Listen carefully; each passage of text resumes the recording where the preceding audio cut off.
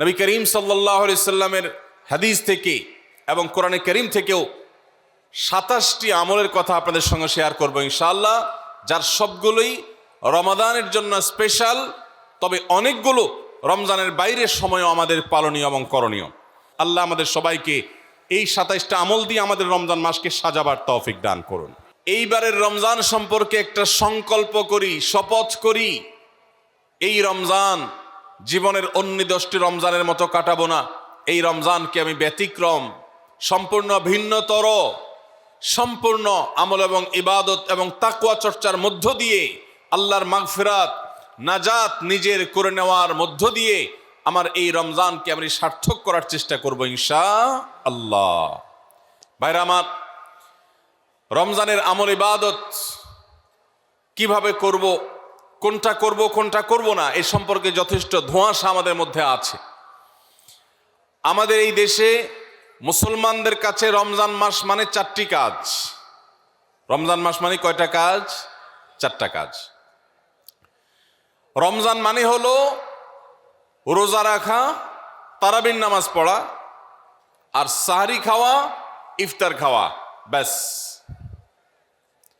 রোজা, তারাবি, সাহরি, ইফতার, এই 4 জিনিসের নাম হলো আমাদের মুসলমানদের রমজান মাস। অথচ আমাদের প্রিয় নবী সাল্লাল্লাহু আলাইহি ওয়াসাল্লাম রমজান মাসে এই 4 কাজের বাইরে আরো অনেক আমল, অনেক কর্মসূচি, অনেক কার্যতালিকা, অনেক আমলের তালিকা তিনি আমাদেরকে দিয়েছেন, যেটা আমরা মুসলমানরা অনেকেই জানি না। তো আজ আমরা নবী করিম সাল্লাল্লাহু আলাইহি সাল্লাম আমাদেরকে রমজান মাসে যে সমস্ত আমল করতে বলেছেন, আমরা সেই সমস্ত আমলের কথা আপনাদের সঙ্গে খুব সংক্ষেপে শেয়ার করব ইনশাআল্লাহ। কারণ আমি নবী করিম সাল্লাল্লাহু আলাইহি সাল্লামের হাদিস থেকে এবং কোরআনে করিম থেকেও 27টি আমলের কথা আপনাদের সঙ্গে শেয়ার করব ইনশাআল্লাহ, যার সবগুলোই রমাদানের জন্য স্পেশাল, তবে অনেকগুলো রমজানের বাইরের সময়ও আমাদের পালনীয় এবং করণীয়। এ বিষয়ে আমরা এই বছর প্রথমবারের মতো একটা বই করেছি, আপনারা জানেন, মাহে রমজানের 27 আমল। এই বই থেকে আমি 27টি আমল আপনাদেরকে শোনাবো ইনশাআল্লাহ। আর আমি 27 আমল বলে শেষ করার পর প্রশ্নোত্তর সেশন শুরু করার আগে এই 27 আমল এক নিঃশ্বাসে বা এক টানে যদি কেউ শোনাতে পারেন, যে কয়জন শোনাতে পারবেন সেই কয়জনকে এই বই আমি ফ্রি উপহার দেবো ইনশাআল্লাহ। যুবকরা চ্যালেঞ্জ নিতে রাজি আছেন তো ইনশাআল্লাহ? গত 2 বছর আগে সোনাইমুড়িতে, নোয়াখালীর সোনাইমুড়িতে আমি এই 27টি আমলের উপরে বক্তব্য রেখেছিলাম। আমাকে সোনাইমুড়ির এক যুবক বিস্মিত করেছে, চমৎকৃত করেছে, সারপ্রাইজড করেছে।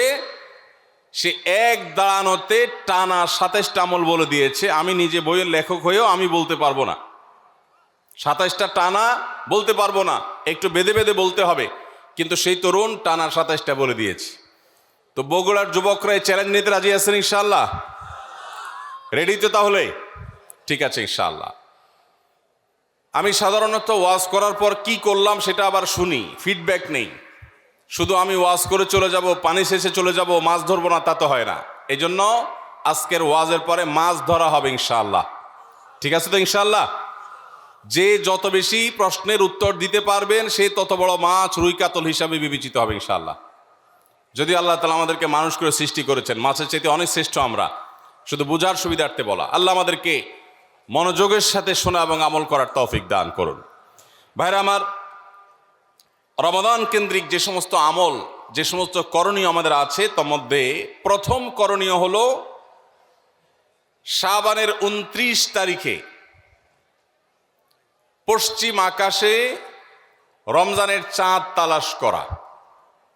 এটা একটা আমল। কোন দিন চাঁদ তালাশ করবেন? শাবানের 29 তারিখ। এই বছর আমাদের দেশে শাবানের 29 তারিখ কবে হচ্ছে? রোজা কবে থেকে শুরু হচ্ছে? তাহলে 29শে শাবান সন্ধ্যায়, যেদিন থেকে রোজা হওয়ার সম্ভাবনা আছে, সেই দিন সন্ধ্যায় মাগরিবের আগে পশ্চিম আকাশের দিকে চাঁদ অনুসন্ধান করার চেষ্টা করে তাকাবেন। পশ্চিম আকাশে চাঁদ অনুসন্ধান করার জন্য যদি চেষ্টা করেন, একটু খোঁজার চেষ্টা করেন, চাঁদ দেখতে যদি পান তো ভালো, এমনকি যদি চাঁদ দেখতে নাও পান, চাঁদ দেখার চেষ্টা যে করেছেন এর কারণে আপনার আমল নামাতে সওয়াব লেখা হবে, একটা সুন্নত আদায় করার সওয়াব। ভাইরা আমার, আমরা আমাদের ছেলেবেলায়, আমাদের শৈশবে রমজানের আনন্দ আঁচ করতাম পশ্চিম আকাশের চাঁদ দেখে। ঈদের আনন্দের সূচনা এবং শুরুই হতো ঈদের চাঁদ দেখার মধ্য দিয়ে। এমন একটা সময় আমরা এখন এসে পৌঁছেছি যেই সময়ে সবাই চাঁদ তালাশ করে, কিন্তু সেটা আকাশে না, ফেসবুকে। ঠিক না বে ঠিক? চাঁদ কি ফেসবুকে উঠে না আকাশে উঠে? তাহলে সবাই যদি ফেসবুকে চাঁদ তালাশ করেন, আকাশে চাঁদ দেখবে কে? ও ইসলামী ফাউন্ডেশনের হেলাল কমিটি, চাঁদ দেখা কমিটির কিছু মানুষ, তাদের উপরে নির্ভর করে 18-20 কোটি মানুষ তারা ফেসবুকে তাকায় আস। এটা খুবই দুর্ভাগ্যজনক একটা বাস্তবতা। নবী করিম সাল্লাল্লাহু আলাইহি সাল্লামের হাদিসটা আমরা লক্ষ্য করি, তিনি বলেছেন, সোমু লিরুইয়াতিহি ওয়া আফতিরু লিরুইয়াতিহি, তোমরা চাঁদ দেখে সিয়াম সাধনা করবে, চাঁদ দেখে রমাদান উদযাপন করবে, চাঁদ দেখে রমাদানের ইবাদত বন্দেগী করবে, আর চাঁদ দেখে তোমরা ঈদ উদযাপন করবে। চাঁদ দেখে তিনি আমাদেরকে রোজা রাখতে বলেছেন, অতএব চাঁদ দেখতে হবে কি হবে না? ভাইরা আমার, বিলুপ্ত হওয়া মৃত প্রায় সুন্নাহগুলোর মধ্যে থেকে একটা হলো চাঁদ তালাশ করার সুন্নাহ। এটা ফরজে কিফায়া, মুসলিম সমাজের কেউ যদি না করে সবাই গুনাহগার হবে।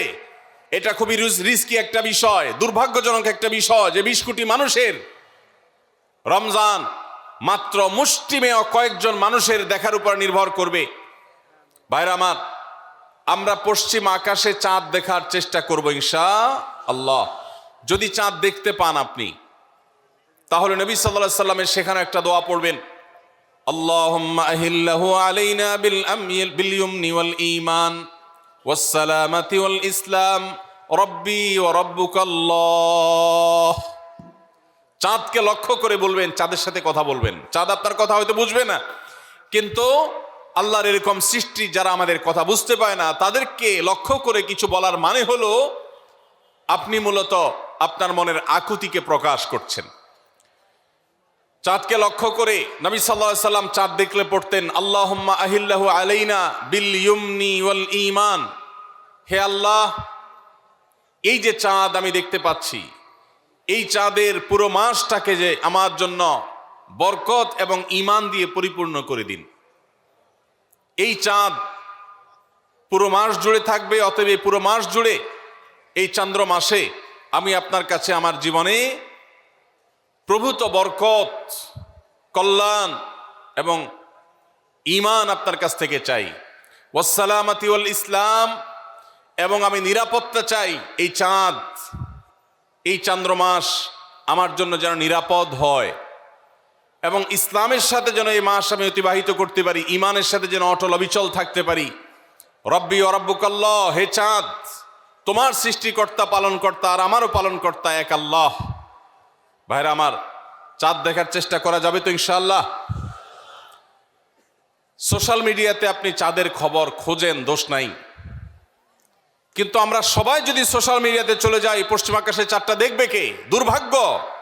মসজিদ মাদ্রাসার ছাত্ররা, ওলামা একরাম, তারাও চাঁদ তালাশ করতে দেখা যায় খুবই কম, খুবই নগণ্য। আল্লাহ তাআলা আমাদের সবাইকে মৃত প্রায় সুন্নাহকে জিন্দা করার তৌফিক দান করুন। এই বছর 29শে রমাদান শুক্রবারে হবে না শনিবারে হবে? কে কে চাঁদ দেখবেন হাত তোলেন। আল্লাহ আমাদের সবাইকে চাঁদ দেখার তৌফিক দান করুন। মৃত সুন্নাহকে জিন্দা করার নিয়তে চাঁদ দেখবেন ইনশাআল্লাহ। আল্লাহ আমাদের সবাইকে আমল করার তৌফিক দান করুন। ভাইরা আমার, তাহলে রমজান কেন্দ্রিক প্রথম আমল পেয়ে গেলাম, প্রথম কর্মসূচি পেয়ে গেলাম, সেটা হলো শাবানের শেষ তারিখে পশ্চিম আকাশে চাঁদ তালাশ করবো ইনশাআল্লাহ। নাম্বার 2, রমজানের দ্বিতীয় আমল, যেটা রমজানের প্রধান আমল মূলত কি সেটা বলেন দেখি। রমজানের প্রধান আমল কি ভাই? রোজা রাখা। মাশাআল্লাহ, উত্তর সঠিক। রমজান মাসের প্রধান আমল হলো রোজা রাখা। রোজা রাখার চাইতে এ মাসের বড় কোনো আমল হতে পারে না।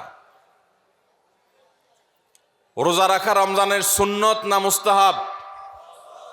ফরজ।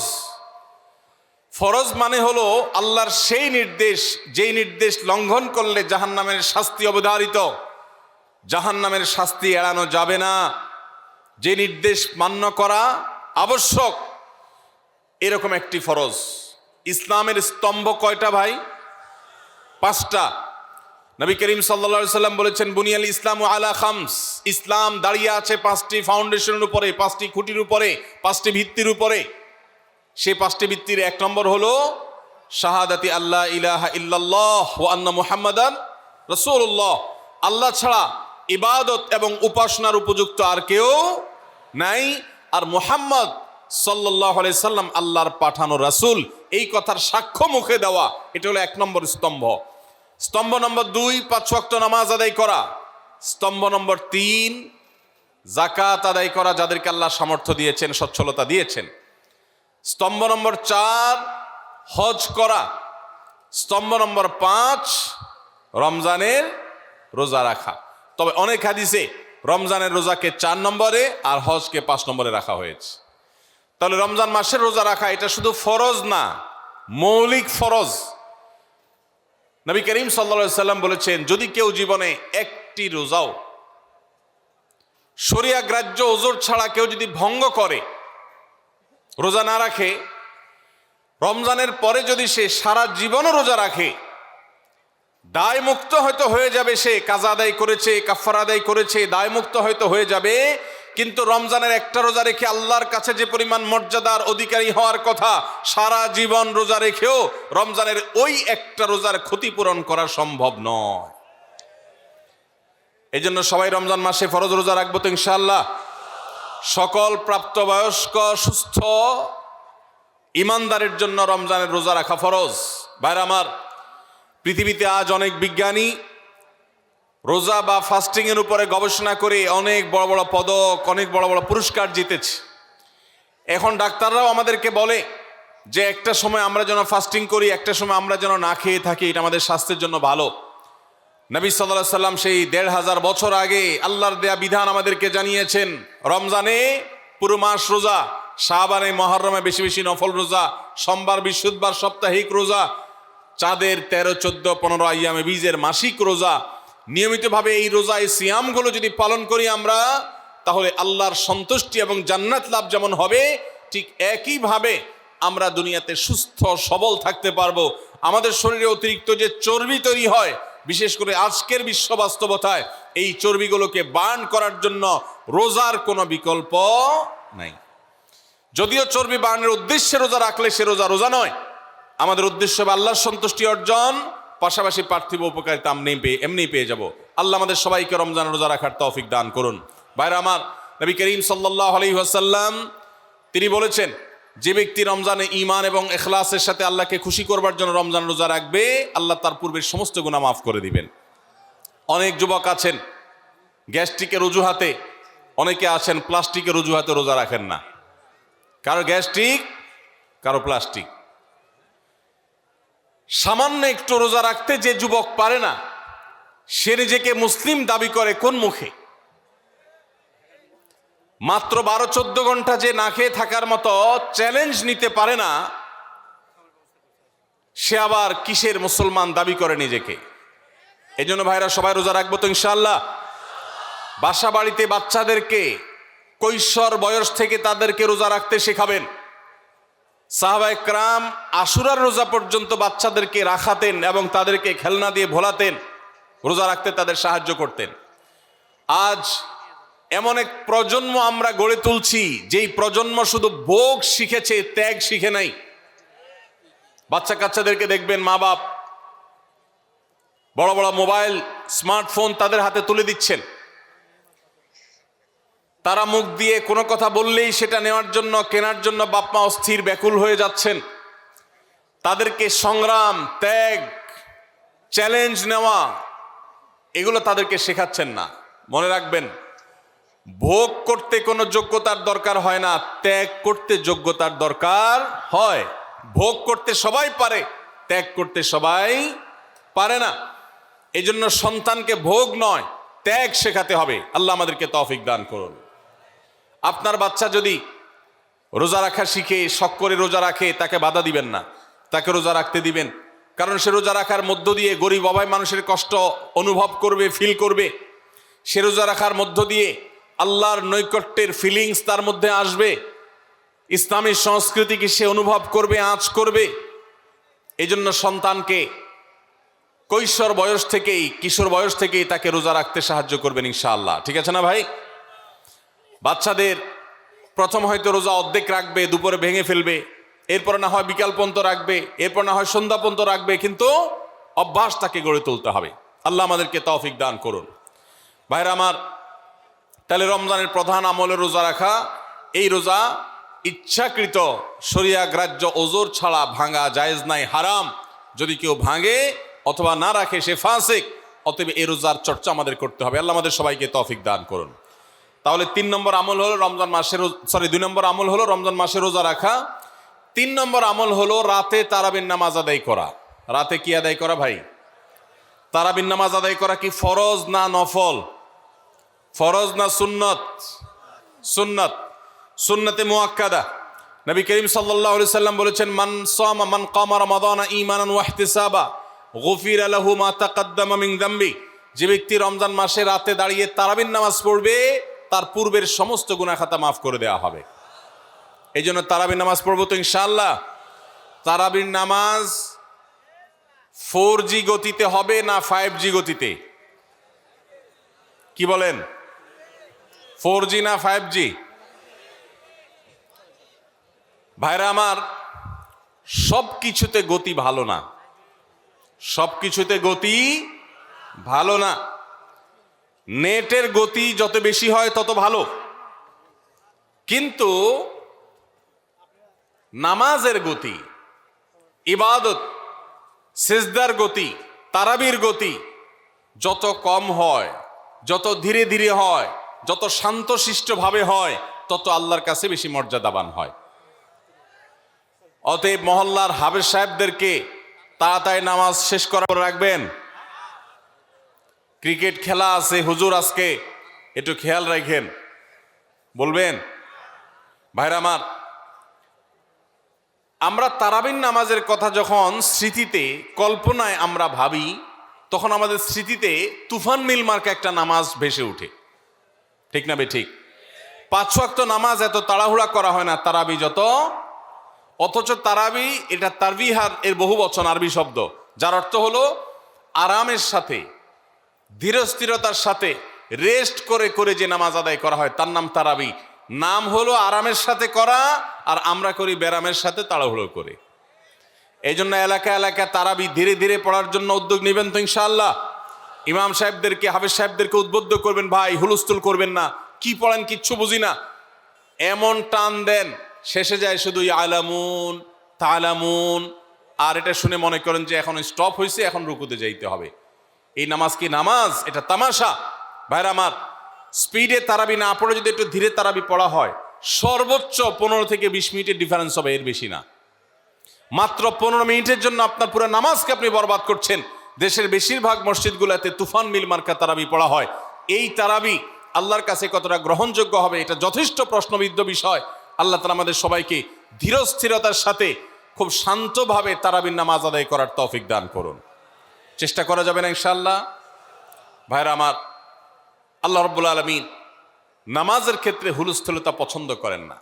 যার নামাজ যত বেশি সময় নিয়ে আদায় করেন তিনি আল্লাহর কাছে তত শ্রেষ্ঠ, তত ভালো নামাজি। আর যার নামাজে যত হুলস্থুল করা হয় তার নামাজের কোয়ালিটি, মর্যাদা আল্লাহর কাছে তত কম। অতএব আমরা রমজানের 3য় আমল জানলাম তারাবির নামাজ, এবং সেটা ধীরস্থিরতার সাথে আদায় করবো। আল্লাহ আমাদের তৌফিক দান করুন। নাম্বার 4, সাহারি খাওয়া। সাহারি খাওয়া এটা রমজানের একটা আমল। আপনি সারা বছর লাঞ্চ করেন, ডিনার করেন, দুপুরের খানা খান, রাতের খানা খান, সকালে ব্রেকফাস্ট নাস্তা করেন, কিন্তু এর কোনোটা ইবাদত হয় না, এর কারণে আপনি সওয়াব পাবেন না। কিন্তু রমজান মাসে ভোর রাতে ঘুম থেকে উঠে যে আপনি খাবার খাবেন, এই খাবার খাওয়ার জন্য যে উঠলেন এবং খাইলেন, এর কারণে আপনার অ্যাকাউন্টে আপনার আমলনামা আল্লাহ তাআলা সওয়াব জমা করে দিবেন। আপনি রিওয়ার্ড পাবেন, বিনিময় পাবেন। কেন? কারণ নবী করিম সাল্লাল্লাহু আলাইহি সাল্লাম বলেছেন, তাসাহহারু ফাইন্না ফিস সাহুরি বারাকাহ, তোমরা সাহারির খাবার খাবে ভোর রাতে। রোজার মাসে রোজা রাখতে গিয়ে সাহারির খাবার খাবে কেন? কারণ সাহারির যে খানা, এই খানাতে আল্লাহ তাআলা বরকত রেখেছেন।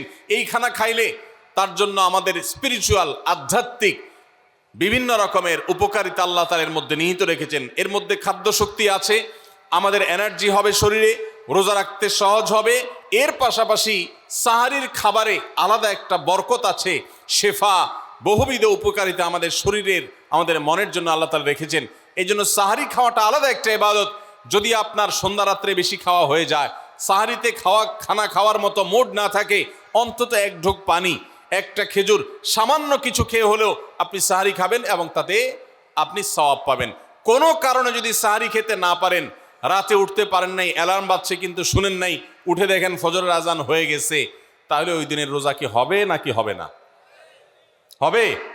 মাশাআল্লাহ, বগুড়া মানুষ মাসালা জানে, দেখা যায় রোজা হয়ে যাবে ইনশাআল্লাহ। কারণ এই সাহারি খাওয়াটা ফরজও না, ওয়াজিবও না, এটা সুন্নত। সুন্নত ছুটে গেলে ইবাদত হয় না, ব্যাপারটা সেরকম না। 5 নম্বর আমল হলো, সাহারি তো খাবো ঠিক আছে, কিন্তু সেটা শেষ সময়ে খাওয়া, দেরিতে খাওয়া। সাহারি কি আগে খাবেন না শেষের দিকে খাবেন? শেষের দিকে। কেন? কারণ নবী করিম সাল্লাল্লাহু আলাইহি সাল্লাম বলেছেন, লা ইয়াজালুন নাসু বিখাইরিন মা আজ্জালুল ফুতুর ওয়া আখারুস সাহুর। এই উম্মত, মুসলিম জাতি ততদিন পর্যন্ত কল্যাণের উপর প্রতিষ্ঠিত থাকবে, তারা কল্যাণকে স্পর্শ করতে পারবে যতদিন পর্যন্ত তারা সাহারি তাড়াতাড়ি খাবে, না দেরিতে খাবে? দেরিতে খাবে। আর ইফতার তাড়াতাড়ি করবে। তাহলে সাহারি দেরিতে খাওয়া হলো সুন্নত। আমাদের দেশে গ্রামে অনেক মুরব্বীরা এখনো আছেন, রাত 12টা, 1টা, 2টা বাজে সাহারি খেয়ে শুয়ে থাকেন। তারা চিন্তা করেন পরে খাইতে গেলে আবার বর্ডার ক্রস হয়ে যায় কিনা, সীমা লঙ্ঘন হয়ে যায় কিনা, রিস্ক নেওয়ার দরকার কি, এই জন্য 12টার সময় খেয়ে রাখি। এটার কারণে সাহারি খাওয়ার সওয়াব পাবেন ঠিকই, কিন্তু দেরিতে সাহারি খাওয়ার যে সুন্নত, সেই সুন্নত আদায় হবে না। এই জন্য দেরিতে খাবেন। দেরিতে খাওয়ার মানে আবার এরকম দেরি না যে আপনি আর মুয়াজ্জিন সাহেব দুজন কম্পিটিশন করছেন, আপনার হাতে খাবারের প্লেট আর মুয়াজ্জিনের হাতে মাইক, আপনি আগে শেষ করেন আর মুয়াজ্জিন আগে আজান দিবে, কম্পিটিশন চলছে। এত দেরি করে একেবারে লাস্ট মিনিট পর্যন্ত খাওয়া সুন্নত নয়। কথা কি বুঝাতে পারছি? কয়েক মিনিটের গ্যাপ রেখে তারপরে খাবার শেষ করবেন। কারণ নবী করিম সাল্লাল্লাহু আলাইহি সাল্লাম সাহারি খেয়ে শেষ করে ফজর নামাজ শুরু করতেন, এর মধ্যে 50টা আয়াত পড়ার মতো গ্যাপ রাখতেন, অর্থাৎ প্রায় 10 মিনিটের মতো একটা গ্যাপ থাকতো। এই জন্য আমরা একটা গ্যাপ রেখে তারপর সাহারি শেষ করব। অর্থাৎ ফজরের আজান যদি হয় উদাহরণস্বরূপ 5:25 বা 30, তাহলে আমরা 2-4 মিনিট আগে সাহারি খেয়ে শেষ করবো ইনশাআল্লাহ। তাহলে সাহারি দেরি করে খাওয়া, শেষের দিকে খাওয়াটা সুন্নত। আল্লাহ আমাদেরকে আমল করার তৌফিক দান করুন। রমজান মাসে সাহারির নামে একটা নতুন নাটক শুরু হয়েছে এদেশে, সেটার নাম হলো সাহারি পার্টি। আপনারা শুনেছেন? বিশেষ করে শহরের ছেলেফেলেরা, ইউ পোলাপান, তারা আজকাল ভোর রাতে বন্ধু বান্ধব সহ রেস্টুরেন্টে গিয়া সাহারি পার্টির আড্ডা বাইর করছে। শয়তানি এবং ফাইজলামির আর কোনো জায়গা নাই, সাহারির জন্য পার্টি বাইর করছে, তাও আবার ছেলে মেয়ে একসাথে মিলেমিশে। ভাইরা আমার, সাহারি খাওয়া ইবাদত, এবং সাহারির এই সময়টা দোয়া কবুলের সময়, তাহাজ্জুদের সময়।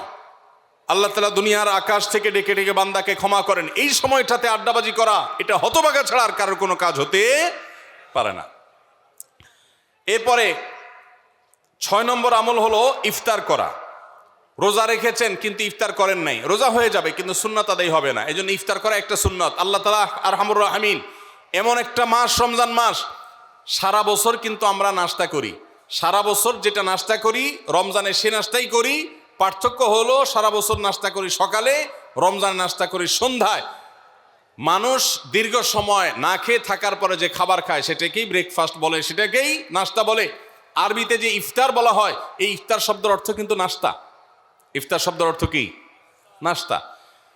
সারা বছর নাস্তা খেলে কোনো সওয়াব হবে, কিন্তু রমজান মাসে আপনি যদি সারাদিন উপবাস থাকার পর সন্ধ্যায় ব্রেকফাস্ট করেন, অর্থাৎ ইফতার করেন, তাহলে আল্লাহ তাআলা আপনাকে সুন্নাত পালন করার সওয়াব দিবেন। এই জন্য ভাই, ইফতার করা একটা সুন্নত। 7 নম্বর, ইফতার আবার তাড়াতাড়ি করা আরেকটা সুন্নত। এটা 7 নম্বর আমল, ইফতারটা একটু তাড়াতাড়ি করা। তাড়াতাড়ি করা মানে কি? সূর্য ডুবার 2-4 মিনিট আগে। কি বলেন? তাহলে তাড়াতাড়ি কেমনে হলো? তাড়াতাড়ি মানে হলো সূর্য ডুবার সাথে সাথে করা, বিলম্ব বা দেরি না করা। নবী করিম সাল্লাল্লাহু আলাইহি ওয়াসাল্লামের ওই হাদিস আবারও আমরা স্মরণ করি। তিনি বলেছেন, লা ইয়াজালুন নাসু বিখাইরিন মা আজ্জালুল ফুতুর ওয়া আখারুস সুহুর। এই মানুষ, এই উম্মত ততদিন কল্যাণের উপরে প্রতিষ্ঠিত থাকবে যতদিন তারা ইফতার তাড়াতাড়ি করবে আর সাহরি দেরিতে করবে। ইফতার তাড়াতাড়ি করা এর মানে হলো সূর্য ডুবছে আর দেরি করবেন না। শিয়ারা এবং ইহুদিরা তাদের মধ্যে রোজা আছে, ফাস্টিং আছে, তারা সেই রোজায় ইফতার করে হলো চতুর্দিক অন্ধকার হয়ে যাওয়ার পর, সূর্য ডুবার পর পর ইফতার করে না। তো এই জন্য নবী সাল্লাল্লাহু আলাইহি সাল্লামের আদর্শ হলো তার বিপরীত, অর্থাৎ সূর্য ডুবার পর পর ইফতার করে ফেলা, অতিরিক্ত বিলম্ব না করা। আল্লাহ আমাদেরকে আমলের তৌফিক দান করুন। 8 নম্বর আমল হলো ইফতারের দোয়া পড়া। ইফতারের দোয়া জানা আছে ভাই? কি দোয়া? আমরা একটা দোয়া কমন জানি বাংলাদেশে মানুষ, সেটা হলো আল্লাহুম্মা লাকা সুমতু আলা রিজকিকা আফতারতু। এটাও হাদিসে বর্ণিত হয়েছে, কিন্তু হাদিসের সনদ নিয়ে অনেকে কোনোটা নিয়ে আলাপ তুলেছেন, প্রশ্ন তুলেছেন। আল্লাহুম্মা লাকা সুমতু মানে হলো, হে আল্লাহ, আপনার উদ্দেশ্যে রোজা রেখেছি, ওয়া আলা রিজকিকা আফতারতু, এবং আপনার দেওয়া রিজিক দিয়ে ইফতার করেছি। আর ইফতারের আরেকটা দোয়া হলো যাহাবাজ জামা ওয়াবতাল্লাতিল উরুক ওয়া সাবাতাল আজরু ইনশাআল্লাহ। এটা একটা দোয়া। যদি এগুলো দোয়ামূলক নয়, আমরা দোয়া বলছি, এটা মূলত আল্লাহর কাছ থেকে একটা প্রত্যাশা। এর অর্থ হলো যাহাবাজ জামা, আমার পিপাসা দূর হয়ে গেছে, ওয়াবতাল্লাতিল উরুক, আমার শিরা উপশিরাগুলো সব সিক্ত হয়ে গেছে, ওয়া সাবাতাল আজরু ইনশাআল্লাহ, এবং আল্লাহ চাহেন তো এই রোজার বিনিময় আমার সাব্যস্ত হয়ে গেছে আল্লাহর কাছে, এটা স্থির হয়ে গেছে। এটা হলো ইফতারের দোয়া। ইফতারের দোয়াটা কি ইফতারের আগে করব না পরে করব? ইফতারের দোয়াটা যারা ইফতারের আগে করার পক্ষে তারা হাত তোলেন। অল্প সংখ্যক মানুষ। আর বাকিরা সবাই কি পরের পক্ষে না মাঝখানের পক্ষেও আছেন লোক? সব পরের। মাশাআল্লাহ, সব সূক্ষ্ম সূক্ষ্ম মাসআলা দেখি গাবতলী মানুষ জানে, মাশাআল্লাহ, অনেক অগ্রসর দেখা যায়। আল্লাহ আমাদের সবাইকে দ্বীনের জন্য কবুল এবং মঞ্জুর করুন, মাশাআল্লাহ। ভাইরা আমার, ইফতারের দোয়াটা ইফতারের পরে করতে হয়, যেটা বেশিরভাগ মানুষ জানে না, কিন্তু আমি অবাক হলাম যে এখানে বেশিরভাগ মানুষ আপনারা জানেন, মাশাআল্লাহ, নলেজেবল মানুষ, বোঝা গেছে। ইফতারের দোয়ার অর্থের দিকে তাকালেই তো বোঝা যায় এটা আগে না পরে। দোয়ার অর্থের মধ্যে তাকালে আমরা দেখতে পাচ্ছি যে আল্লাহ শিরা উপশিরা সিক্ত হয়ে গেছে, পিপাসা দূর হয়ে গেছে, এগুলো তো ইফতারের পরেই হয়। অবশ্য আমি অর্থ আগে বলে দিছি, সেটা দেখে হয়তো আপনারা অনেকে বুঝে ফেলছেন, মাশাআল্লাহ। তো যাই হোক, ইফতারের শুরুতে বিসমিল্লাহ বলে ইফতার করব, আর শেষে এই দোয়া পড়বো। আল্লাহ আমাদেরকে আমলের তৌফিক দান করুন। 9 নম্বর হলো সাহরি এবং ইফতারে খেজুর খাওয়া। খেজুর দিয়ে সাহরি ইফতার করা। ইফতারে আপনি অন্য যা খান না খান, খেজুর দিয়ে খাবেন। নবী সাল্লাল্লাহু আলাইহি সাল্লাম আদা পাকা আদা খেজুর দিয়ে ইফতার করতেন, যেটাকে রোতাব বলা হয়। আর যদি সেটা না পাওয়া যেত, সাধারণ যে কোনো খেজুর, সেটাও না পাওয়া গেলে একটু পানি খেয়ে তারপর তিনি ইফতার করতেন। আমরা ইফতারে খেজুর খেতে হয় সুন্নাহ, এটা আমরা জানি, কিন্তু যেটা জানি না সেটা হলো সাহরিতে খেজুর খাওয়া। ভোর রাতে সাহরিতে খেজুর খাওয়া সুন্নত, এটা আগে কে কে জানতেন? হাত তোলেন। আগে জানতেন, মাশাআল্লাহ, হাত নামান। গত বছর রমজানে সাহরিতে ভাত তরকারি যাই খাইছেন না খাইছেন, একটা হলো খেজুর খাইছেন, কারা কারা হাত তোলেন? মাশাআল্লাহ, দেখি সব আমল করা মানুষ, মাশাআল্লাহ। তাহলে তার ওয়াজ টোয়াজের কোনো দরকার নাই। এত নলেজেবল মানুষ, এত আমলদার মানুষ যদি এলাকায় থাকে, তাহলে ওয়াজের দরকারটা কি? আল্লাহ আমাদের সবাইকে আমলের তৌফিক দান করুন। ভাইরা আমার, ইফতারে খেজুর খাওয়া যেমন সুন্নাত, সাহরিতেও খেজুর খাওয়া সুন্নাত, কিন্তু খেজুর খাওয়া কোনো ফরজ ওয়াজিব না। খেজুরের দাম বেশি হয়ে গেছে, আপনি কিনতে অপারক। যদি একটা খেজুরও পুরো রমজানে না খান, আপনার রোজার কোনো অসুবিধা হবে। তবে নবী সাল্লাল্লাহু আলাইহি সাল্লাম যেহেতু ইফতার এবং সাহরিতে খেজুর খেতেন, আর খেজুরে প্রচুর পরিমাণ সুগার আছে, উপকারী, যেটা মানুষের স্বাস্থ্যের জন্য উপকারী, প্রচুর পরিমাণ এনার্জি আছে, খাদ্য শক্তি আছে, সারাদিন রোজা রেখে আমাদের যে সুগারের ঘাটতি হয় সেটা পূরণ করার জন্য সহায়ক হয়। এই জন্য সাহরি এবং ইফতারে খেজুর খাওয়া এমনিতেও উপকারী। আর নবী সাল্লাল্লাহু আলাইহি সাল্লামের সুন্নাত, তিনি বলেছেন, নি'মা সাহুরুল মুমিনি আত-তামার, ইমানদারের সাহরির আইটেমের মধ্যে সবচেয়ে বেস্ট উত্তম হলো খেজুর। এই জন্য অন্য যাই খান না খান, একটু হলো, এক পিস হলো খেজুর খাবেন, ইনশাআল্লাহ সুন্নাত আদায় করার নিয়তে খেলে এই খেজুর সুন্নাতটা আদায় হয়ে যাবে, আল্লাহ তাআলা তা চাহেন তো। তাহলে 9 নম্বর আমল পেলাম হলো সাহরি এবং ইফতারিতে খেজুর খাওয়া। 10 নম্বর আমল হলো সকল প্রকার পাপাচার বর্জন করা, গুনাহের কাজ থেকে বিরত থাকা। এইটা হলো রমজান মাসের দ্বিতীয় সর্বোচ্চ গুরুত্বপূর্ণ আমল। সিরিয়ালে আমরা 10 নম্বরে বলেছি, কিন্তু 27টা রমজানের স্পেশাল আমলের মধ্যে সবচেয়ে গুরুত্বপূর্ণ আমল হলো রোজা রাখা, আর দ্বিতীয় সর্বোচ্চ গুরুত্বপূর্ণ আমল হলো সব ধরনের পাপাচার বর্জন করা, গুনাহের কাজ ত্যাগ করা। যদি কেউ রমজানে রোজা রাখে আবার চোখ দিয়ে হারাম জিনিস মোবাইলে দেখে, স্ক্রিনে দেখে, পত্রিকার পাতায় দেখে, অফলাইনে দেখে, পরনারীর দিকে তাকায় থাকে, সে যদি কান দিয়ে হারাম জিনিস শুনে, গান বাদ্য এই সমস্ত কিছু সে যদি উপভোগ করে, তাহলে তার এই রোজা আর উপোস থাকার মধ্যে কোনো পার্থক্য। মনে রাখবেন, রোজা শুধু পেটের হয় না, রোজা চোখের হয়, রোজা কানের হয়, রোজা হাতের হয়, রোজা মুখের হয়, রোজা শরীরের প্রত্যেকটা অঙ্গ প্রত্যঙ্গের হয়। একজন মানুষ যখন তার পুরো শরীরের রোজা করে, সে যখন সকল অঙ্গ প্রত্যঙ্গ দিয়ে আল্লাহর আনুগত্য করে, আল্লাহর নাফরমানি থেকে বেরিয়ে আসে, তখন সে সত্যিকারের রোজাদার হয়। আর যে শুধুমাত্র দিনের বেলায় পানাহার বর্জন করে, যৌনাচার বর্জন করে, আর সমস্ত পাপাচার অপকর্ম সে যথারীতি অন্য সময়ের মতো রমজান মাসেও করে, এই রোজাদার পেটের রোজা রেখেছে কিন্তু তার শরীরের অন্য অন্য অঙ্গ প্রত্যঙ্গগুলো আল্লাহর কথা শুনে নাই, সো সেগুলো কিন্তু রোজা রাখে নাই। এই রোজা আল্লাহর কাছে মাকবুল এবং গ্রহণযোগ্য রোজা হতে পারে না। অতএব আমরা রমজান মাসে সব ধরনের গুনাহের কাজ বর্জন করবো তো ইনশাআল্লাহ। প্রিয় ভাইরা আমার, রোজা কিন্তু আমাদের সাথে কথা বলে। রোজার ভাষা আমরা অনেকে জানি না, কি বলে সেটা অনেকে বুঝি না, কিন্তু রোজা আমাদের সাথে কথা বলে। কি কথা?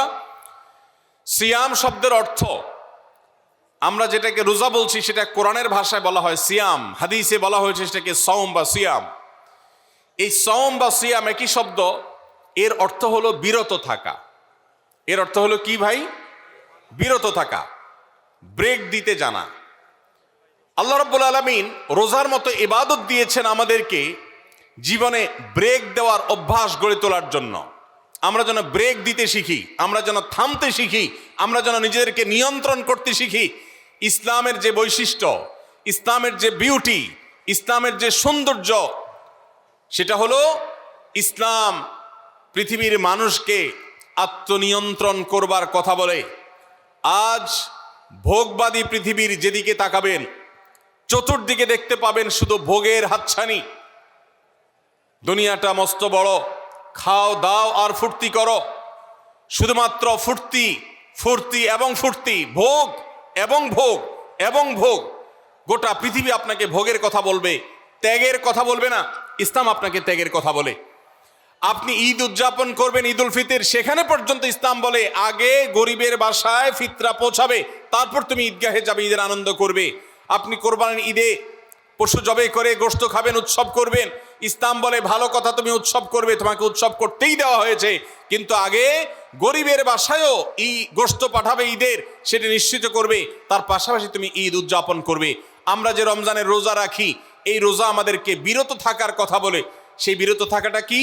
সেটা হলো আমরা যখন রোজা রাখি আমাদের পিপাসা হয়, আমাদের ক্ষুধা লাগে, পিপাসা হয়, আবার হাতের সামনে হয়তো পানিও আছে।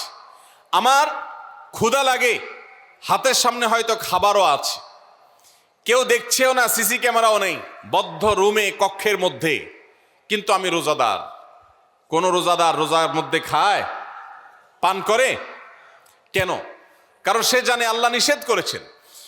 আমরা যখন ইফতার সামনে নিয়ে বসে থাকি সন্ধ্যাবেলায়, ভাইরা আমার, সারা বছর নাস্তা তো আল্লাহ তাআলা কম হোক বেশি হোক সবাইকে করার তৌফিক দেন, আমরা সবাই তো কম বেশি নাস্তা করি। সারা বছর আপনি যদি বুফে গিয়ে 100 আইটেমের নাস্তা দিয়েও আপনি খাবার গ্রহণ করেন, সকালের ব্রেকফাস্ট আপনি খান, ইফতারের সময় মাত্র 2-4টা আইটেম নিয়ে বসে থেকে আজানের জন্য, সূর্য ডুবার জন্য যে অপেক্ষা করেন, ওই অপেক্ষার সময় যে অবর্ণনীয় স্বাদ আর তৃপ্তি পাওয়া যায়, পৃথিবীর সমস্ত খাদ্য গ্রহণের মধ্যেও এই তৃপ্তি বা স্বাদ নাই। নবী সাল্লাল্লাহু আলাইহি সাল্লাম সেজন্য বলেছেন, লিসসাইমি ফারহাতান, রোজাদার ব্যক্তিকে দুটি আনন্দ দেওয়া হয়, ফারহাতুন ইনদা ফিতরি ওয়া ফারহাতুন ইনদা লিকাই রাব্বি। একটা আনন্দ হলো ইফতারের সময়, অবর্ণনীয়, ভাষায় প্রকাশ করবার অযোগ্য। কি ভালো লাগে কাজ করে ইফতারের জন্য আমরা বসে আছি, খাবার সামনে আছে রকমারি, শীতল শরবত সামনে আছে, রকমারি খাবারের পসরা সাজানো আছে টেবিলে, দস্তরখানে, এদিকে পেটে ক্ষুধাও আছে, কিন্তু আমরা মিনিট গুনছি, আমরা সময় দেখছি, ঘড়ির দিকে তাকিয়ে আছি সূর্য কখন ডুববে। সূর্য ডুবেছে আর সাথে সাথে আমরা ইফতার করছি। এই যে আল্লাহর নির্দেশের অপেক্ষা, ইসলাম রোজার মাধ্যমে আমাদেরকে সেই শিক্ষাটা দিতে চায়। রোজা আমাদের সাথে সেই কথা বলে যে দেখো, তুমি জীবনে বিরত থাকতে শিখো, গোটা পৃথিবী তোমাকে ভোগ শিখাবে, ইসলাম তোমাকে ত্যাগ শিখাবে, ইসলাম তোমাকে কন্ট্রোল করা শিখাবে। আমাদের তরুণদের চরিত্রকে নষ্ট করবার জন্য, তাদেরকে নানাভাবে উস্কানি দেওয়ার জন্য, বিনোদনের নামে, নিউজের নামে, বিজ্ঞাপনের নামে, বিভিন্ন নামে অশ্লীল নানা দৃশ্য, খোলামেলা দৃশ্য তাদের সামনে দেখানো হয়, ভোগের আহ্বান করা হয়। ইসলাম বলে, হে মুসলিম তরুণ, তোমার চোখের এরিয়ার মধ্যে কোনো পরনারী, কোনো সুন্দরী নারী পড়ে গেছে, তুমি আঁচ করতে পেরেছ, সাথে সাথে তোমার দৃষ্টিকে তুমি নিয়ন্ত্রণ করো, অবনত করো। কুল্লিল মুমিনিনা ইয়াগুদ্দু মিন আবসারিহিম ওয়া ইয়াহফাযু ফুরুজাহুম। আল্লাহ বলেছেন, হে রাসূল বলে দিন ইমানদার পুরুষদেরকে তারা যেন তাদের চোখগুলোকে নামিয়ে রাখে, তাদের সম্ভ্রমকে তারা সংরক্ষণ করে। মনে রাখবেন, যা খুশি তা করতে পারা এটা যোগ্যতা নয়। নিজেকে নিয়ন্ত্রণ করলাম, যা খুশি তা করব না, এর নাম হলো যোগ্যতা। ডায়রিয়ার রোগী ডাইরেক্ট হয়ে যায়, যা খুশি যে করে, নিজের মন যেদিকে তাকে নাচায় সেদিকে নাচে, এই লোকটা অসুস্থ মানুষের মতো। আর মুসলিম যুবক, মুসলমান মানুষ, নারী পুরুষ, সে নিজেকে নিয়ন্ত্রণ করে।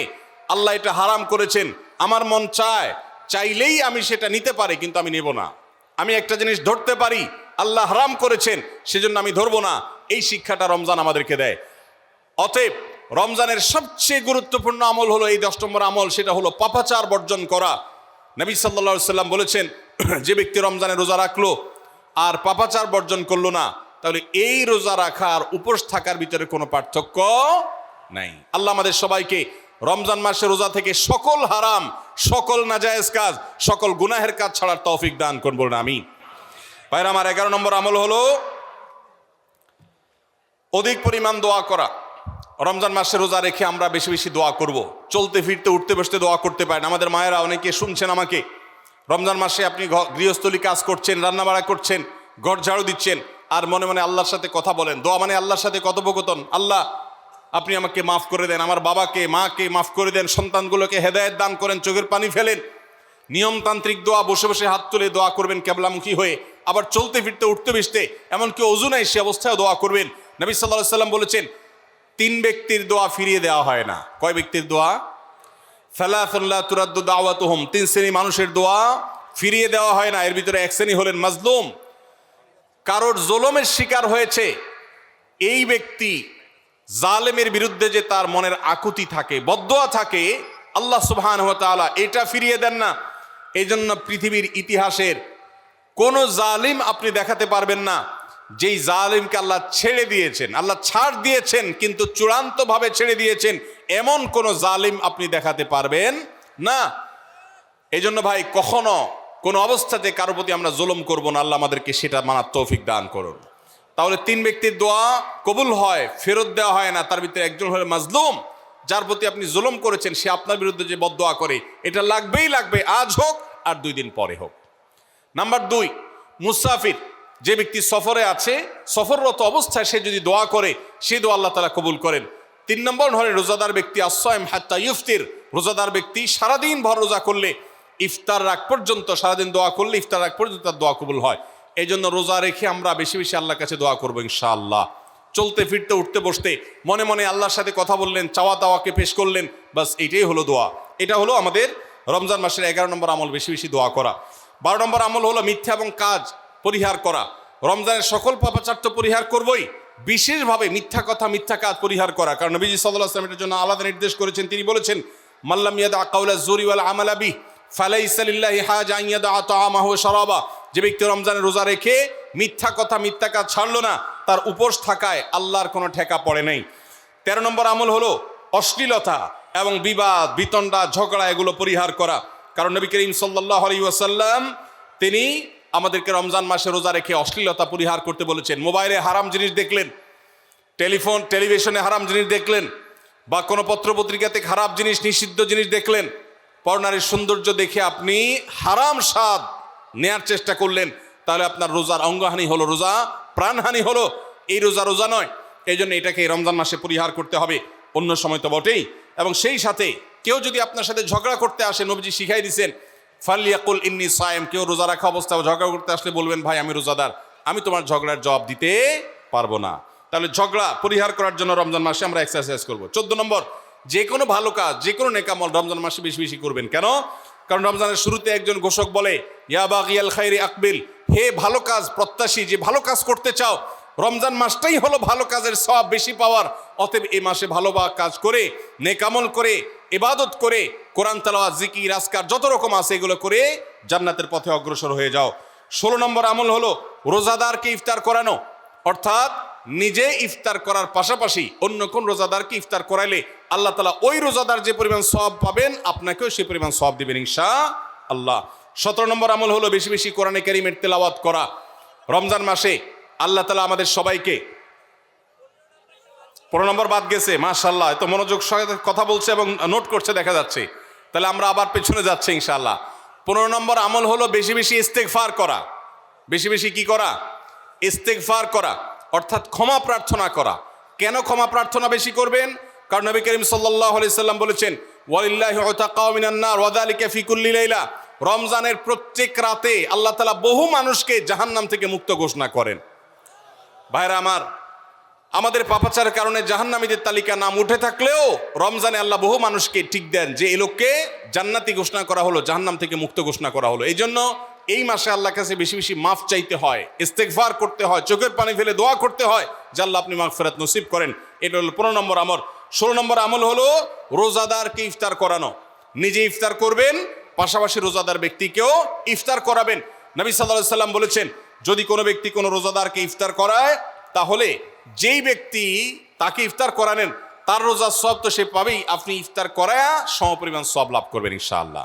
অতএব মসজিদে ইফতার দেওয়ার ব্যবস্থা করা যেতে পারে, রাস্তাঘাটে, বিশেষ করে পাবলিক পরিবহনে, এমনকি প্রাইভেট গাড়িতেও সন্ধ্যার সময় ইফতারের সময় অনেক সময় খাবার থাকে না, তখন আপনি রাস্তায় দাঁড়িয়ে যদি সামান্য একটু খেজুর, সামান্য একটু পানি বিতরণ করতে পারেন তাহলে সওয়াবটা পাওয়া যেতে পারে। আপনার বাসায় আশেপাশে অনেক অভাবী মানুষ আছে, তাদের বাসায় আপনি ইফতার পৌঁছে দিতে পারেন, এর মাধ্যমে রোজাদারকে ইফতার করানোর সওয়াব পেতে পারেন। 17 নম্বর আমল হলো বেশি বেশি কোরআনে কারীমের তেলাওয়াত করা। কোরআনে কারীমের তেলাওয়াত রমজান মাসে বেশি বেশি করব। কেন? কারণ হলো এই মাসটাই হলো কোরআন নাজিলের মাস। আল্লাহ তাআলা রমজান মাসে কোরআন নাজিল করেছেন। আল্লাহ বলেছেন শাহরু রমাদান আল্লাযী উনজিলা ফীহিল কুরআন হুদাল লিন-নাসি ওয়া বায়িনাতিন মিনাল হুদা ওয়াল ফুরকান। রমজান মাস এমন মাস যে মাসে আল্লাহ তাআলা কোরআন নাজিল করেছেন, এই জন্য এই মাসে বেশি বেশি রোজ কোরআন তেলাওয়াত করতে হবে। নবী করিম সাল্লাল্লাহু আলাইহি সাল্লাম বেশি বেশি রমজান মাসে কোরআন তেলাওয়াত করতেন। আমাদের পূর্বসূরি সালাফগণ কেউ কেউ রমজান মাসে অন্য সব আমল কমিয়ে দিয়ে কোরআন তেলাওয়াতটা সবচেয়ে বেশি করতেন। এই জন্য দিনে এবং রাতে বেশি বেশি করে কোরআন শুদ্ধতার সাথে, সৌন্দর্যের সাথে তেলাওয়াত করব, অর্থ সহকারে বুঝে পড়ার চেষ্টাও পাশাপাশি করবো ইনশাআল্লাহ। 18 নম্বর আমল হলো কোরআন পরস্পরকে শোনাশুনি করা, বুঝে পড়া। অর্থাৎ আপনি কোরআন তেলাওয়াত করবেন, আপনার স্ত্রী শুনবে, আপনার মা শুনবে, আপনার বোন শুনবে, আবার তারা তেলাওয়াত করবে, আপনি শুনবেন। আমরা তারাবির নামাজে এক পক্ষীয় তেলাওয়াত শুনি, হাফেজ সাহেব তেলাওয়াত করেন, আমরা শুনি, কিন্তু আমরা তেলাওয়াত করে আরেকজন শুনবে, এটা হয় না। নবী সাল্লাল্লাহু আলাইহি সাল্লাম রমজান মাস আসলে জিবরিল ফেরেশতার সাথে কোরআন শোনাশুনি করতেন। জিবরিল তেলাওয়াত করতেন, নবীজি শুনতেন, আবার আমাদের নবীজি তেলাওয়াত করতেন, জিবরিল শুনতেন। এটা একটা সুন্নত। এই সুন্নতটা বিলুপ্ত হয়ে গেছে, এটা নিয়ে চর্চা নাই। এই জন্য আমরা এটা বাসা বাড়িতে নতুন করে জিন্দা করব। আল্লাহ আমাদেরকে তৌফিক দান করুন। 19 নম্বর আমল হলো দান সাদাকা বেশি বেশি করা। নবীজি সাল্লাল্লাহু আলাইহি সাল্লাম এমনিতেই প্রচুর পরিমাণ দান করতেন, কিন্তু রমজান আসলে তার দানশীলতার পরিমাণ আরো বেড়ে যেত। এই জন্য অভাবী, প্রতিবেশী, গরিব, দুঃখী সবার ঘরে ঘরে আমরা আমাদের সাধ্য অনুযায়ী দান পৌঁছানোর চেষ্টা করব রমজান উপলক্ষে। এটা রমজানের 19 নম্বর স্পেশাল আমল, বিশেষ আমল। 20 নম্বর রমজানের কর্মসূচি হলো ভোর রাতে দোয়া করা। কারণ সারা বছর ভোর রাতে তাহাজ্জুদের নামাজ পড়া বা দোয়া করার সুযোগ আমাদের হয় না, কিন্তু রমজানের সাহরি খেতে তো এমনি উঠেন। অতএব এই টাইমে দোয়া কবুল হয়। 24 ঘন্টার ভিতরে দোয়া কবুলের সবচেয়ে মোক্ষম সুযোগ, সবচেয়ে আদর্শ সময় হলো এই তাহাজ্জুদের সময়টা। ভাইরা আমার, ঢাকার একটি বড় কোম্পানি, বাংলাদেশের সবচেয়ে বড় শিল্প প্রতিষ্ঠান বললে ভুল হয়তো হবে না, অন্তত এটুকু বলা যায় যে প্রথম ৩-৪টি বড় প্রতিষ্ঠানের একটি। এরকম একটা প্রতিষ্ঠানের একজন কর্মকর্তা বছর ২-৩ আগে আমার সাথে হঠাৎ দেখা। তিনি আমাকে দেখে বেশ আবেগ আপ্লুত হলেন এবং অনেকটা জড়িয়ে ধরলেন এবং বললেন, ভাই, আপনার একটি আলোচনা থেকে আমার জীবনের ভিতরে এমন এক পরিবর্তন আসছে যেটা অকল্পনীয়, অভাবনীয়। তো আমি একটু কৌতূহল হয়ে জানতে চাইলাম কোনটা সেটা। তখন তিনি বললেন, ভাই, আমার জীবনে এমন একটা রোগ হয়েছে, যেই রোগ ট্রিটমেন্ট করার জন্য দেশে বিদেশে বিভিন্ন জায়গায় গিয়েছি, কোনো চিকিৎসা এর আমি পাই নাই। শেষ পর্যন্ত আশাহত হয়ে চাকরি ছেড়ে দিয়ে, শহর ছেড়ে দিয়ে গ্রামে গিয়ে বসবাস করা শুরু করছি এবং মৃত্যুর জন্য অপেক্ষা করছি। এর মধ্যে আপনার একটা আলোচনার ক্লিপ আমার চোখের সামনে আসলো সোশ্যাল মিডিয়ায়, তো এটা শুনলাম। সে আলোচনাটা ছিল আল্লাহর কাছ থেকে অসাধ্য সাধন করার সময় হলো ভোর রাত, তাহাজ্জুদের সময়। আমি এই আলোচনা পুরোটা শোনার পর ওই রাতেই আমি ঘুম থেকে উঠে ভোর রাতে তাহাজ্জুদ পড়ে আল্লাহর কাছে বুক ভাসিয়ে মন ভরে কাঁদলাম, দোয়া করলাম। ওই ভাই বললেন যে আমি এত দোয়া করলাম, দোয়া করতে করতে দীর্ঘ সময় আমি পরিতৃপ্ত হলাম, আমার দোয়া শেষ হয়ে গেল। এরপর দোয়া করে শেষ করার পর ফজর নামাজের সময় হয়ে গেছে, আমার ফিল হলো, অনুভব হলো যে আমার শরীরে আর কোনো রোগবালাই এখন মনে হয় নাই। এবং তিনি গত 2 দিন আগেও তার সাথে আমি দেখা করলাম ঢাকায়, গতকালকে দেখা করলাম, 2 দিন আগে না, মাত্র 1 দিন আগে দেখা করলাম। তিনি এখন সুস্থ সবল হয়ে আবার তার চাকরিতে ফিরে গিয়ে স্বপদে সমহিমায় আছেন। তিনি এক সহকর্মীকে ডেকে আমার সামনে বলছেন, এই তোমরা বলো তো, আমি আগে শারীরিকভাবে বেশি ফিট ছিলাম নাকি এখন বেশি ফিট? তখন তার সহকর্মী আমার সামনে বলছে, স্যার, আপনি আগে অনেক বেশি রাগারাগি করতেন, আপনি হট মেজাজি ছিলেন, অনেক বেশি অসুস্থ হয়ে যেতেন কিছু হলেই, কিন্তু এখন আপনি সে দোয়া এত গুরুত্বপূর্ণ যে এই এক দোয়া আমার জীবনকে আমূল পরিবর্তন করে দিয়েছে। এই জন্য ভাইরা, রমজান মাসে বিশেষ করে যখন তাহাজ্জুদের সময় সাহারি খেতে যখন উঠবেন, সাহারি খাওয়ার পর 10টা মিনিট সময় হাতে রাখেন, বা সাহারি খাওয়ার আগে 10টা মিনিট একটু আগে উঠে উজু করে 2 রাকাত 4 রাকাত নামাজ পড়ে, বা নামাজ পড়ার সময় না থাকলে অন্তত কেবলামুখী হয়ে 2টা হাত তুলে আল্লাহর কাছে একটু চান। নবীজি সাল্লাল্লাহু আলাইহি সাল্লাম বলেছেন, রাতের শেষ প্রহর যখন হয়, দুনিয়ার আসমানে নেমে এসে আল্লাহ বান্দাদেরকে ডেকে ডেকে তাদের প্রত্যেকটা চাওয়া পূরণ করে দেন। এই জন্য ভাইরা, রমজান মাসে সাহরির সময় দোয়া কবুল হয়। রমজান উপলক্ষে বিশেষ করে এই আমলটা, সাহরির সময়ের আমলটা, আমরা দোয়া করার আমলটা করতে পারি। তাহলে 20 নম্বর আমল হলো তাহাজ্জুদের নামাজ এবং ভোর রাতের দোয়া। এটা অন্য সময় করা যায়, কিন্তু রমজানের সুযোগটা বেশি আসে, সেজন্য এটাকে রমজানের স্পেশাল আমল হিসেবে আমরা উল্লেখ করলাম। আল্লাহ আমাদেরকে সবাইকে তৌফিক দান করুন। সাহরি খেতে উঠলে একটু দোয়া করবো তো ইনশাআল্লাহ, 2-4 মিনিটের জন্য হলে দোয়া করবো, একাকে নির্জনে আল্লাহর কাছে কেবলামুখী হয়ে। এর চেয়ে বড় দুর্ভাগ্যের বিষয় কি আছে যে আল্লাহ চাওয়ার জন্য ডাকছেন আর আমি অবহেলা করে বসে আছি। ভাইরা আমার, 5 ওয়াক্ত নামাজের জন্য মুয়াজ্জিন আপনাকে ডাকে, কিন্তু ভোর রাতে দোয়া কবুলের জন্য স্বয়ং আল্লাহ আপনাকে ডাকেন। অতএব সাহরি খেতে উঠলে ভোর রাতে সাহরির সময় একটু দোয়া করবো তো ইনশাআল্লাহ। 21 নম্বর আমল, ওমরা করা। যাদেরকে আল্লাহ তৌফিক দিয়েছেন তারা রমজানে ওমরা করবেন, কারণ নবী করিম সাল্লাল্লাহু আলাইহি ওয়াসাল্লাম বলেছেন, ওমরাতুন ফি রমাদান তা'দিলু হাজ্জা। রমজানে কেউ ওমরা করলে একটা হজের সওয়াব পায়। কোন কোন হাদিসে আসছে তা'দিলু হাজ্জাতাম মাই, নবীজির সাথে হজের সওয়াব পাওয়া যায় রমজানে ওমরা করলে। আল্লাহ আমাদেরকে যখন তৌফিক দিবে আমরা তখন সেটা করবো ইনশাআল্লাহ। ঠিক আছে না? নিয়ত করেন, দোয়া করেন, আল্লাহ একসময় তৌফিক অবশ্যই দিবেন। 22 নম্বর আমল হলো রমজানের শেষ 10 দিন মসজিদে ইতিকাফ করা। গুরুত্বপূর্ণ একটা পয়েন্ট, মসজিদে ইতিকাফ করা। খুব মনোযোগ দিয়ে শুনি। রাসূল করিম সাল্লাল্লাহু আলাইহি সাল্লাম রমজানের রোজা ফরজ হওয়ার পর থেকে নিয়ে তার মৃত্যু পর্যন্ত 1টি বছরের জন্য রমজানের শেষ দশক মসজিদে ইতিকাফ করা ছাড়া ছিলেন না। একবার তিনি মসজিদে এতেকাফে বসেছেন, কিন্তু ইমার্জেন্সি একটা কাজে মসজিদ থেকে তাকে বের হতে হয়েছে। এই জন্য তিনি পরের বছর 20 দিন এতেকাফ করেছেন। 10 দিন হলো ওই বছরের, আর 10 দিন হলো আগের বছরে যে এতেকাফ ভেঙে ফেলেছেন সেটার এতেকাফের কাজা। তার মানে হলো নবীজির জীবনে কখনো এতেকাফ 1 বছর একটা রমজান মাসেও ছাড়েন নাই। এত গুরুত্বপূর্ণ আমল যে রমজানের এই আমলটা তিনি কখনোই ছাড়েন নাই। দুর্ভাগ্য আমাদের, এখানেও হয়তো বেশিরভাগ মুসলমান আমরা জীবনে একবারের জন্য রমজানের শেষ 10 দিন এতেকাফ করি নাই। যে আমল নবীজি জীবনে কখনো ছাড়েন নাই সেটা আপনি জীবনে একবারও করেন নাই, এর চাইতে বড় হতভাগা উম্মত আর কি হতে পারে? ভাইরা আমার, 3টি আমলের নগদ তৃপ্তি আমি অন্তত অনুভব করি। আমি আমার সে অভিজ্ঞতার আলোকে আপনাদেরকে উদাত্ত আহ্বান করতে চাই, রমজানের শেষ দশকে আপনারা এতেকাফ করুন।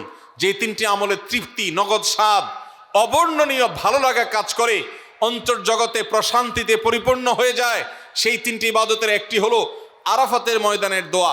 এটার সাথে কোনো কিছুর কম্পেয়ার হয় না। অবর্ণনীয় এক তৃপ্তি লাগে আরাফাতের ময়দানে দোয়া করতে। দ্বিতীয় হলো সিজদায় গিয়ে চোখের পানি ফেলে আল্লাহর কাছে দোয়া করতে অসম্ভব ভালো লাগা কাজ করে, ভোর রাতে দোয়াতেও একই স্বাদ পাওয়া যায়। আর 3 নম্বর হলো রমজানের শেষ দশকের এতেকাফ। এতেকাফ যে একবার করেছে সে জীবনে বারবার করে, তাকে আর ফেরানো যায় না। এই জন্য ভাইরা, রমজানের শেষ দশকে আমরা আল্লাহর ঘরে বসে গিয়ে এতেকাফ করার চেষ্টা করবো তো ইনশাআল্লাহ। অনেক এলাকায় বৃদ্ধ মানুষ, বুড়া মানুষ বসায় দেওয়া হয় টাকা পয়সা দিয়ে। যে টাকা নিয়ে এতেকাফ করে সেও গুনাহগার, আর যারা টাকা নিয়ে এতেকাফে বসায় তারাও গুনাহগার, কারণ ইবাদত টাকা পয়সা দিয়ে চলবে না। রমজানের শেষ দশক মসজিদে এতেকাফ করবো তো ইনশাআল্লাহ। আল্লাহ আমাদেরকে তৌফিক দান করুন। যুবক ভাইরা, একটাবার বসে দেখেন, অসম্ভব ভালো লাগা কাজ করে, মনে হয় যে আল্লাহর মেহমান আমি, এই ফিলটা হয়। কারণ আল্লাহর ঘরে এসে বসে আছেন আপনি কারোর কাছে কোনো কিছু চেয়েছেন, চাইতে চাইতে একটা পর্যায়ে তার পাও জড়িয়ে বসে গেলেন, একদম বসে গেলেন, তার ঘরের সামনে বসে পড়লেন। এতেকাফটা অনেকটা এরকম। রমজানের প্রথম 20 দিন আল্লাহর কাছে হাত দিয়ে দোয়া করলাম, আর শেষ 10 দিন একজন মসজিদে গাট্টি বস্কা নিয়ে পড়ে গেলাম। ব্যাপারটা হলো কারো পায়ে ধরে পড়ে যাওয়ার মতো। আশা করা যায় এতেকাফকারীকে আল্লাহ তাআলা ক্ষমা না করে মসজিদ থেকে ফেরাবেন না। এই জন্য এতেকাফ করার চেষ্টা করবো তো ইনশাআল্লাহ। আমরা ব্যস্ততার অজুহাত দেই। ভাইরা আমার, যে কোনো মুহূর্তে দুনিয়া থেকে চলে যেতে হতে পারে। এই জন্য এই রমজানে প্ল্যান করেন, যত ব্যস্ত হন না কেন। আমি তো আমার সমস্ত ব্যস্ততাকে এক পাশে ঠেলে রেখে, আল্লাহ আমাকে যখন থেকে তৌফিক দিয়েছেন রমজানের শেষ দশক এতেকাফ ছাড়া বাইরে থাকবো এটা চিন্তাও করি না। এই জন্য যুবক ভাইদেরকে বলবো, প্রত্যেকটা মহল্লাতে 2 জন 5 জন 10 জন করে যুবকরা বসেন, কোরআনের গ্রুপ স্টাডি করেন, কোরআনের পাঠচক্র করেন, নিজেরা কোরআন হাদিসের আলোচনা করেন, রোনাজারি এবং দোয়া করেন। 10টা দিন আল্লাহর সাথে কানেক্টেড হওয়ার চেষ্টা করেন। 12 মাস ইবাদত, দাওয়াতের কাজ, ইসলামের কাজ করবেন, ইনশাআল্লাহ সেখানে বরকত পাবেন। রমজানের শেষ দশকে ইতিকাফ করবেন তো ইনশাআল্লাহ। আল্লাহ আমাদের সবাইকে তৌফিক দান করুন। 23 নম্বর আমল হলো শেষ দশকে ইবাদতের মাত্রা বাড়িয়ে দেওয়া। আমরা উল্টাটা করি। আমাদের দেশে রমজানের প্রথম দশকে মসজিদ ফুল হয়ে, বারান্দা ফুল হয়ে, রাস্তায়ও মুসল্লি দাঁড়ায়। আর 10 রমজান চলে গেলে 20 রমজান পর্যন্ত বাহিরের মুসল্লি কমতে কমতে বারান্দার মুসল্লি কমে ভিতরে চলে আসে। আর শেষ 10 দিনে আসলে, ঈদের দিনগুলো যখন কাছে আসে, তখন 5 ওয়াক্ত নামাজের ওই নিয়মিত মুসল্লি ছাড়া বাকিগুলো সব উধাও হয়ে যায়। নবী সাল্লাল্লাহু আলাইহি সাল্লাম কি করতেন? তার উল্টাটা। আমাদের আয়েশা বলেছেন, কানা ইয়াজিতাহিদু ফীহি মা লা ইয়াজিতাহিদু ফী গায়রি। আমাদের নবীজি সাল্লাল্লাহু আলাইহি সাল্লাম রমজানের শেষ দশকে ইবাদতের জন্য যত কষ্ট করতেন, যত সাধনা করতেন, অন্য কোন সময় ইবাদতের জন্য এত সাধনা করতেন না। অথচ আমরা দেখা যায় শেষ দশক অবহেলা কাটাই। এই জন্য ভাইরা, শেষ দশকে ইবাদতের পরিমাণ আরো বাড়িয়ে দিতে হবে, আমলের পরিমাণ বাড়িয়ে দিতে হবে। এটাই আল্লাহ তাআলার নির্দেশনা, সেটাই রমজানের শেষ দশকের আমল। 24 নম্বর আমল হলো শেষ দশকে পরিবারকে ঘুম থেকে ডেকে তোলা। এটা আলাদা সুন্নাহ। নবী সাল্লাল্লাহু আলাইহি সাল্লাম রমজানের শেষ দশক হলে কানা ইদা দাখালাল আশর আহইয়া লাইলা ওয়া আইকাযা আহলা। তিনি পরিবারকে ঘুম থেকে ডেকে তুলতেন এবং স্ত্রী সঙ্গ ত্যাগ করতেন। শেষ দশক কোমর বেঁধে ইবাদত করতেন। এটা 24 নম্বর আমল। তাহলে শেষ দশক পরিবারকে ঘুম থেকে ডেকে তোলা। নবীজি অন্য কোনো সময় ঘুম থেকে ইবাদতের জন্য ডাকতেন না, নফল নামাজ যার ইচ্ছা সে পড়বে, যার ইচ্ছা পড়বে না। কিন্তু শেষ দশক এত বড় অফার, এত বড় সুযোগ, কারণ লাইলাতুল কদর শেষ দশকে আছে, এই জন্য এই দশকে ইবাদতের জন্য পরিবারকে তিনি ডেকে তুলতেন, তারা শুয়ে থাকুক তিনি এটা সহ্য করতেন না। এই জন্য 24 নম্বর আমল হলো রমজানের শেষ দশকে পরিবারকে ঘুম থেকে ডেকে তোলা এবং স্ত্রী সঙ্গ ত্যাগ করা শেষ দশকের জন্য। 25 নম্বর আমল হলো লাইলাতুল কদর অনুসন্ধান করা। রমজানের শেষ দশকের প্রত্যেকটা রাতে কিন্তু শবে কদর হতে পারে, বিশেষ করে বেজোড় রাতে 21, 23, 25, 27, 29 এই রাতগুলোতে লাইলাতুল কদর হওয়ার সম্ভাবনা অনেক জোরালো। সৌদি আরবের মানুষ তাদের বেজোড় রাতে তালাশ করবে, আমরা আমাদের বেজোড় রাতে তালাশ করব ইনশাআল্লাহ। নবীজি সাল্লাল্লাহু আলাইহি সাল্লাম বলেছেন যে তাহাররাউ লাইলাতুল কদর ফিল বিত্রি মিনাল আশরিল আওয়াখির মিন রমাদান, রমজানের শেষ দশকের বেজোড় রাতগুলোতে তোমরা শবে কদর হতে পারে সে আশা বেশি বেশি করে ইবাদত বন্দেগী করো। লাইলাতুল কদরের ইবাদতকে আল্লাহ বলেছেন লাইলাতুল কদরে খায়রুম মিন আলফি শাহর, 1000 মাস, 1000 মাস ইবাদত করলে যে সওয়াব পাওয়া যাবে লাইলাতুল কদরের এক রাতের ইবাদতের সওয়াব তার চাইতে বেশি হবে। সেই রাত কোনটা আল্লাহ নির্দিষ্ট করেন নাই, এই জন্য শেষ দশকের প্রত্যেকটা রাতেই ইবাদত করার চেষ্টা করা, স্পেশালি বেজোড় রাতগুলোতে। 26 নম্বর আমল হলো লাইলাতুল কদরের আশায় বিশেষ দোয়া পড়া। সেটা কি? আল্লাহুম্মা ইন্নাকা আফুউন তুহিব্বুল আফওয়া ফাআফু আন্নি, আল্লাহ আপনি ক্ষমাশীল, আপনি ক্ষমাকে ভালোবাসেন, অতএব আমাদেরকে ক্ষমা করে দিন। এটা রমজানের শেষ দশকের প্রত্যেক রাতেই পড়বেন। যে রাতটা একটু শান্ত শিষ্ট, একটু শীতল, একটু বৃষ্টিভাব, একটু লাইলাতুল কদরের আবহাওয়া বোঝা যায়, সেই রাতকে লাইলাতুল কদর আশা করে প্রত্যাশা করে বেশি বেশি দোয়া পড়বেন, আল্লাহুম্মা ইন্নাকা আফুউন তুহিব্বুল আফওয়া ফাআফু আন্নি। তাহলে 26 নম্বর আমল হলো লাইলাতুল কদরের দোয়া পড়া। আর 27 নম্বর সর্বশেষ আমল হলো ফিতরা আদায় করা।